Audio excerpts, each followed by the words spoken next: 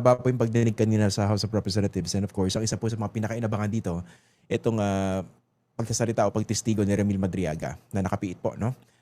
Sa facility ng BJMP. Ito, nandito na ulit si Attorney Raymond Palad. Kanina walang audio. Ayan, sir. I Yan, can okay. hear you. Can you hear me now?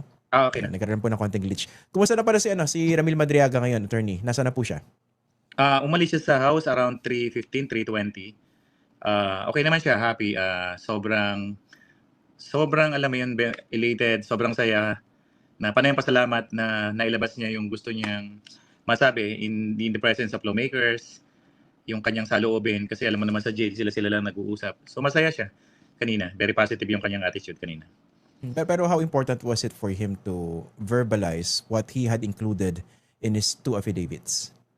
Oo, yung pagbasa kanina, no, yung pagbasa ng supplemental, we were surprised na babasahin yun ng haba nun, no. All the while, ang alam niya, binasa niya lang yun, pero he was not prepared na basahin yun ganun kahaba, no. Pero siyempre, sabi ko nga, si Ramil, if you will notice during the questioning sa kanya, clarificatory, hindi niya binabasa yung salaysay niya, di ba? He answered spontaneously. Hindi niya kinakailangan ng guidance, hindi nga lumilingon sa akin, hindi nga ako kinakausap. So, masaya siya na nailabas niya yung buong kwento na related, especially doon sa confidential funds and other matters na sa palagay niya gusto niya talagang marinig ng mga tao. Okay. Happy siya sa nangyari. Opo, kasi diba may isang punto, if I'm not mistaken, na binabasa niya yung paragraph 14 ng kanyang affidavit. Medyo nagkakarak yung voice niya at naiyak. Yes, pero I don't think he was given sufficient time to actually articulate what he was feeling at that time. So yun ang gusto ko itanong sa inyo, no? Bakit daw siya naiyak? Well, pag kami nag-uusap doon sa jail, nung nagsimula yung problema ng lupain na yan sa Maribeles, nung tulungan niya ng mga farmers, may mga text messages akong nabasa sa kanya, nakausap niya yung mga ibang kasamahan niya na parang nalulungkot siya na madadamay si Inday doon sa usapin ng lote na yon. Parang umabot kasi sa point na ayaw niya sanang mamili si BP Sara between him and Roque. Masasacrifice kung mamimili. So, may mga messages akong nabasa doon sa mga kausap niya, yun na screenshot namin na na damay si Inday. Pero pasensya na kasi alam naman ng intelligence yung trabaho ko doon sa mga farmers. So siguro nung binabasa niya na yun, nagbabalik alaala sa kanya yung efforts nila, yung pagod sa campaign. Tapos ngayon nakakulong siya, ilang taon niya nang hindi nakakasama yung pamilya niya. Ang akala ko nga nagka-crack yung voice is baka masama na yung pakiramdam kasi before that mababa yung sugar niya. Hindi pa nag-breakfast. Kaya nilalapitan ko kung okay pa kasi nga baka ako nahihilo na, pero ano lang daw siya, naalala lang niya yung aspect na yon. Siguro yung pagod, yung effort sa campaign. Yun lang po. Okay, so balikan ko lang, no? I think his voice cracked nung binabasa niya na yung paragraph 40. Tama? I think 46 ata, Christian. Yung tungkol sa 46. Yung nag-decide ata si BP Sara na mag-slide down na lang instead the president. Doon siya medyo, yun nga, nagulat na may kinakausap ako doon sa NBA, may nakita ko umiyak na. Diba? Okay, ito basahin ko lang, no, yung paragraph 46. On the same day, I posted the screenshot of our video conference on my Facebook account with the caption, just telling her I cannot vote intelligently without her name on the ballot. Neither can go out and vote wisely unless the name Inday Sara Duterte Carpio appears as a candidate in the 2022 presidential race. Tapos hashtag Easy Pilipinas. Dito siya na-trigger, tama ba? Yes. Kasi yung dedication niya talaga sa campaign na talagang i-campaign to the fullest si Mayor Sara for president. Then suddenly, nag-decide na mag-slide down. Kaya nung nagbi-video conference daw siya noon, sila muna nag-uusap, and then kaya daw niya sinasabi yon is that pinost niya para malaman ng mga isip na ang talagang desisyon, yung screenshot na yung nag-uusap sila para makarating sa mga isip na yun ang desisyon ni Mayor Sara na tumakbo na lang for BP.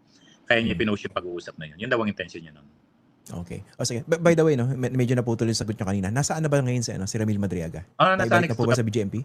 Oo, kasi they need to follow yung order. Actually, yung binigay ng court na permission is from 10 to 5. Pero nagsiguro na lang yung house na ang interpretation nila is by 5 dapat nasa jail na. Although sabi ko nga 10 to 5 sa loob ng house. Pero siguro blessing na rin kasi pagod na from 11 a.m. ata yun hanggang 3:15 kung news, di ba? Ni walang bathroom.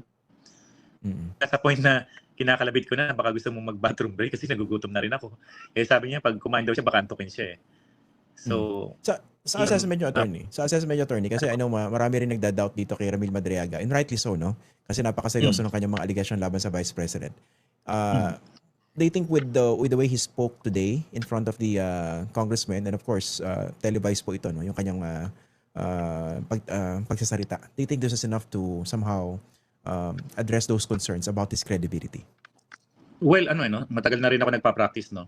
Sa hearing kasi nakikita namin yung demeanor ng witness, yung galaw ng kamay, the way he answer, kung paano siya mag-recall. Ano yan yung totality ng witness, makikita mo yan, spontaneous yung sagot. Yung body language niya, maobserbahan mo dyan, kahit na ibinibigay ko yung papers, hindi niya binabasa, nakataob nga yan. Kasi sabi niya, ayoko na magbasa. Sabi niya, isasagutin niyan based on his recollection. Napipilitan lang siya tumingin doon sa paragraph if he was being asked on a particular paragraph. Binibigay ko na nga affidavit, ayaw pang basahin. Sabi niya, hanggat kaya niya sagutin based on his recollection. So, credibility-wise, especially yung purpose kanina, determination of probable cause lang.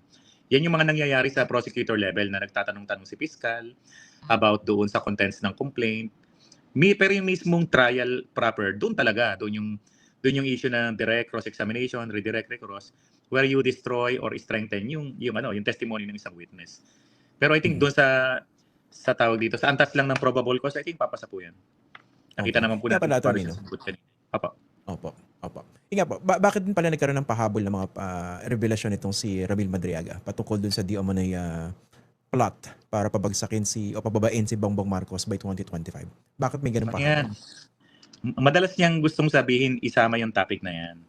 Since last year ko pa siya nakakausap, kinukwento niya na yung plot na yan. Pero sabi ko parang sobrang lalim na, sobrang sensitive na yung topic na yan about the plot, yung mga plans. Pero siyempre, alam mo minsan na nasusunod kliyente, di ba? Nagsasuggest kami, pero pag sinabi niya, isama niyo gusto kong i-discuss yan. Kahit nasabihin mo nang hindi na siya related sa impeachment, pero he wanted it out So, i-discuss niya yan no matter what. So, umabot sa point na nagsulat na sa yellow paper, I think nabasa mo rin yun. Makikita mo talaga in his own handwriting yan, may mga bura pa yan. Ganun siya, pag binigyan mo ng ballpen, i-recall niya yung events. And then, masaya siya na nasabi niya na rin yung issue ng plot na yon, nakasama siya sa planning, gusto niya talaga mailabas yung bagay na yun. And at least, nung may sama sabi David, naging okay sa kanya yung bagay na yun. Okay, pero paano po siya makakorroborate yung plot na binabanggit niya? Hindi ko masasagot yan kasi usapan between PRRD lang yan usapan ni former president lang yan sa ni Ramil. Those things na mga ganyang plot na yan, normally secret yung mga pag-uusap na yan, di ba? Between two people lang yan. Pero the way it was worded, yung mga plot na yan, makikita mo talaga yung mindset ni Ramil na parang operator, quote-unquote, intel operator, kung paano mag-aasik ng gulo, kung paano magagawa ng problema, parang kaya niya, di ba? The way he talks. Opo. Ito, attorney, I'll play devil's advocate. Kaya ako po tinatanong itong kanyang pahabol na pahayag. Nasabi niya naman po, dati na niyang gustong sabihin sa isang affidavit. Kasi pwede rin, isang possibility, pwedeng ito yung duda sa kanya nakita niya na meron talagang ganitong effort since last year after talagang mabasag itong unit team. So parang andali namang maghabi ng ganung kwento since nakita mo na yung nangyayari since last year and claim that this was the plot all along. So how would you respond to that? Since last year, napag-usapan namin yung isang incident na wala nga to sa David merong incident na nandun siya sa bahay ni PRRD at nandun si BBM, nandun din daw si Senator Amy pero nasa labas ng bahay. Talaga nakikinig siya sa usapan nun. Sabi ko, anong ginagawa mo ron? Tumutulong sa kitchen, tapos nakikinig siya sa usapan. Talaga nadidinig na daw niya yung pag-uusap ni BBM saka ni PRRD about yung plan na pagdating ng 2025, bumaba ka na. Kung hindi, sige, palason kita, tapos tatawa-tawa. So, naririnig niya yung mga bagay na yun na ang sabi nga niya, tanong ko, how would you describe si BBM? Sabi niya, yumuko lang daw, nakasumblero, tahimik lang. So, yung details nung lumabas dun sa yellow paper na sinasabing mga assassination plot, siyang nagsulat nun maraming mga pangalang binanggit doon. In fact, alam mo, Christian, ginawa yun April 16 lang. Binigyan siya ng ballpen, binigyan siya ng papel. Pagdating ko doon, nagsusulat pa, maya-maya naabot na sa akin. Sabi ko, ano to? Sabi nga, attorney, basahin mo. Okay, sabi ko, masyadong malalim to, hindi ko alam tong mga galawan ng ganito. Gusto niya lumabas yung bagay na yun. Okay, pero sa kanyang recollection, seryoso yung sinabi ni Rodrigo Duterte o baka nagbibiro? Hindi, yung sa planning mismo, seryoso yun. Hindi lang naman siya yung isang source na nakakausap namin sa ganyang mga plot na yan. Yung pag-destabilize, yung mga rally sa Mendiola noon, yung nagsusunog, yung mga iba't ibang asosasyon na aligned. Alam niya kasi, alam mo kahit na nakakulong siya dyan, may mga dumadalaw pa rin dyan, may mga nagpaparating ng mga message of support sa kanya through relatives, through friends. Maraming tumutulong on the side kasi alam nila yung sinapit niya, alam niya yung network ni Ramil malalim pa rin kahit na nandiyan siya sa loob ng kulungan. Nga po pala, no? Anong basa nyo dito sa, dahil nakapagsalita na siya dyan po sa House Justice Committee, hindi ba mas delikado yung buhay niya dyan sa piitan o baka nabawasan yung threat sa buhay niya dahil nakapagsalita na siya? Anong assessment ninyo? Actually, since March 3, mas mahigpit na yung security. Of course, nag-iingat din siya sa loob to the point na halos hindi na sila lumabas sa area ng selda nila. Nabawasan na yung pagpapaaraw, yung pag-join sa general population. And doon sa may second floor, papunta sa selda nila, may NBI personnel, 24/7. And minsan pag dumadalo kami doon, lawyer's visit, nakakakita rin kami ng mga NBI personnel doon mismo sa common area, no? Kung saan naglalagbook yung mga visitors, makikita ko doon mga NBI personnel. Hindi lang to ordinaryong NBI personnel, these are NBI agents, senior agents na talagang yung iba lawyers pa na matatagal na sa serbisyo, nakikita ko na. So talagang sinecure nila yung yung issue, yung safety ni Ramil doon sa loob. At syempre, mas lalong nagbibigay ng seguridad yung warden dahil sa nakikita nilang importance ni Ramil at pinapatawag pa sa Kongreso. Okay. Sige. Balikan po natin itong si former President Rodrigo Duterte. Ang isa po sa mga tanong na nasa isip ko nung pinapanood ko yung kanyang testimonya kanina. Bakit parang very trusted siya ni Rodrigo Duterte? How do you explain that?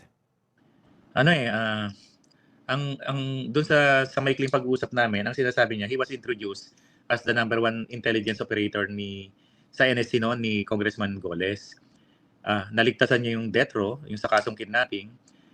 At ang ibinibida raw sa kanya meron siyang naging successful operation habang nakakulong doon sa Munti na kung saan na-identify, pinatrace sa kanya, pina-identify niya yung mga people responsible sa pagkamatay ng isang Amerikanong sundalo, James Rowe ba yun? Yeah. So, I think bata pa ako nun. So na-identify niya yung mga people responsible. Isa ata yun sa mga successful mission niya na nagawa sa loob. Na napa-impress niya doon si dating Congressman Roylo Goles. At doon pinakilala na siya ni Congressman Roylo Goles kay Duterte. Kung paano nagtiwala agad ng ganong kalalim, hindi ko na masasagot yun. There must be some other reason na nakita si PRRD kay Ramil that time. Pero clearly, base rin sa kanyang kinuwento, meron siyang direct line at mukhang regular ito with the former president. Tama po ba? Yes, oo. As in, alam mo tayo mga Pilipino, tayo, di ba? Happy tayo pag marami tayong kakilala. Sinong kakilala mo? Mahilig tayo sa connection, di ba? So umabot sa point na siya, kaya niyang mag-dial sa presidente. Although inaamin naman niya na hindi basta-basta humawak ng cellphone si PRRD, may ilang phones siya na may hawak na mga alalay. Kasi kaya niyang mag-text, kaya niyang mag-call, kaya niyang i-text si VP Sara, kaya niyang mag-call. So ganun katindi yung kanyang relationship na kung paano siya mag-communicate. Kung close siya kay Rodrigo Duterte, ibig sabihin nakikipag-communicate din po siya kay Bongo dahil ito yung talagang dakilang alalay ni dating Pangulo, hindi po ba? Wala ho kaming napag-usapan ni Ramil mula na makilala ko siya about interaction niya kay Senator Bongo. Okay.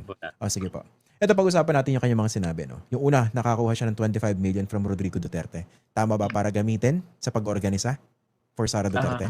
I think yung 25 million pertains doon sa pagbili ng mga motor. Mga motor.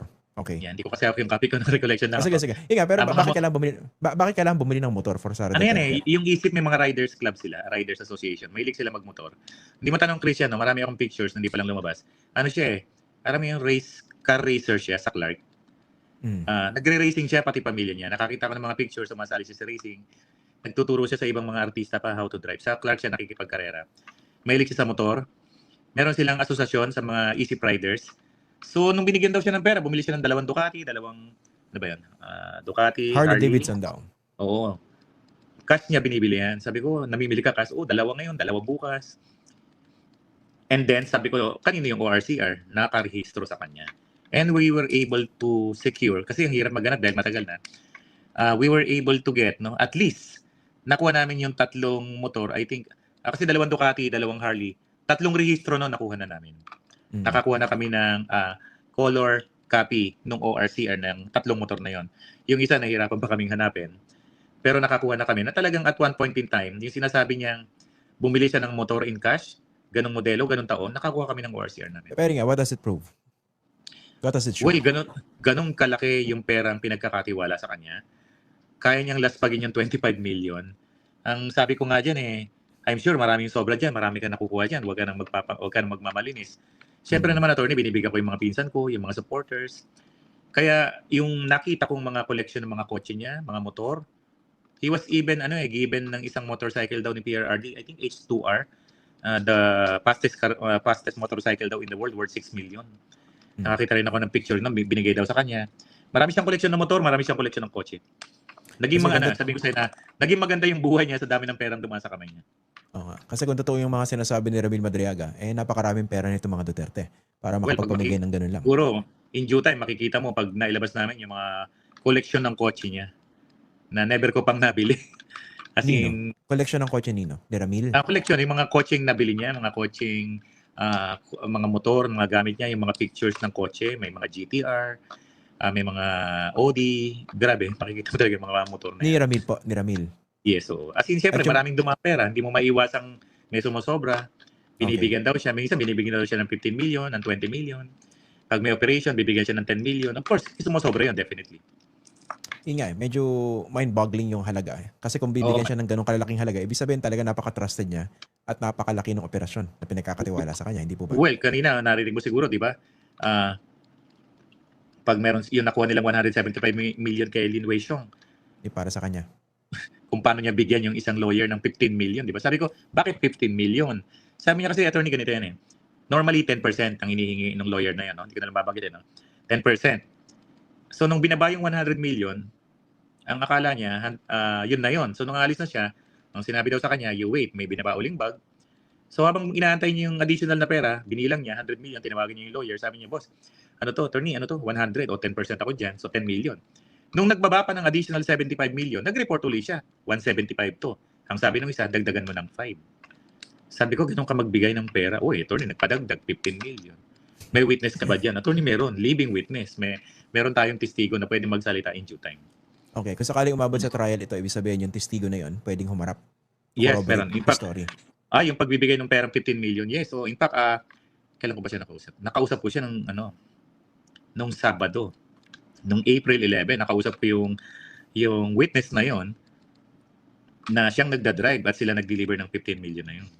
And nung biniro ko nga yung driver na yun, na pinsan niya, si Rosendo Madriaga, driver niya, co-office niya, sabi ko, pag ganito may mga nakukuha kayong ganitong kalaking pera, magkano ang binibigay sa yung tip ng pinsan mo? Una, yung magsalita.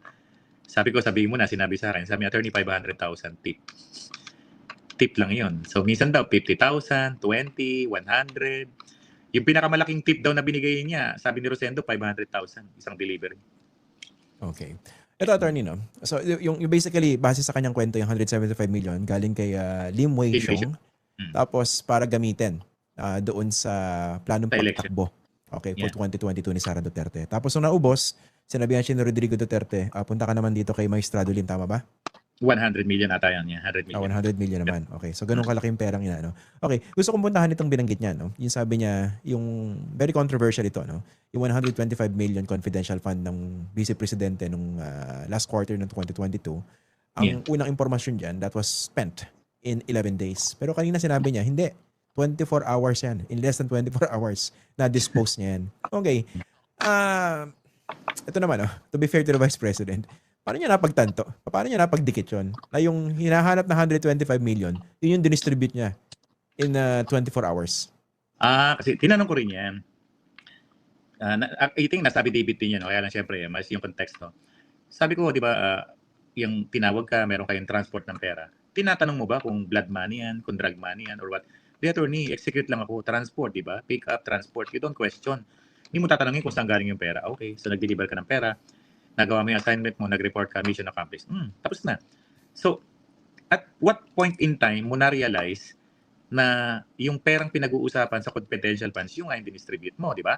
Kasi hindi naman sa'yo sinabi eh. I think tinanong ng isang lawmaker kanina yan, binanggit ba sa'yo ni Nolasco kung confidential funds? So sabi niya, no. Which is true kasi hindi naman sasabihin ni Nolasco na confidential funds yan, di ba? Confidential nga eh. Oo, kayo confidential nga eh. Basta may pera, ihatid mo. And then sabi ko, kailan mo napagtanto? Well, siyempre, meron namang radio, TV doon sa jail. Naririnig daw niya yan sa isang radio station. Di ba nagkaroon ng hearing ng Quadcom, I think, noong September, October 2024. No, 2024 pa yun? 2024. Tama. Yung congressional hearing on good government, na kung saan na-discuss tong confidential funds na to, yung extrajudicial killing, naalala mo yun? Yung, tapos yung mga nagrarally, yung mga biktima ng EJK, no? That was 2024. So, siyempre nakikinig sila, nanonood na balita. Then nabanggit yung mga security person doon sa mga report na yon. Siyempre, nag-stick sa mind niya yung grupo ng mga security officer na sinasabi ni Gina Acosta, I think nila Paharda, na pinagbigyan ng pera. Siyempre, pag dinugtong-dugtong niya, ako yun eh. Ako yung nandoon sa lugar na yon. Yun Ako pala yung yun. kausap ng dalawang security officer. Then nakita niya na may dalang pera at binigay. So naisip niya, ako yung nag-deliver. So natatawa daw siya na hindi naman Mary Grace Piatos yun eh. Ang pangalan nun, Ramil Madriaga. Saka hindi 11 days na ubos yan. Ang term niya nga, 18 hours, ubos na yan eh. Bakit mo sinabing 18 hours? 5 o'clock kami umalis ng hapon. By the time before lunch ng the next day, ubos na. So 5 to 5 plus lunch time, 18 to 19 hours. Kasi nga, 4 na bag, dinistribute, di ba? 2 nung gabi, tapos the next day, 2. Kaya sabi niya, hindi totoo yung 11 days. Kasi, yung perang yan na nanggaling doon sa loob ng DepEd, pinamigay ko sa loob ng less than 24 hours. Kaya yun yung comparison ng 11 days na galing sa COA report na yung 125 was spent in 11 days. Ang sagot naman ni Ramil, yan yung confidential funds na pinag-uusapan, na-dispose ko na yan in less than 24 hours. Okay. That's what yung comparison.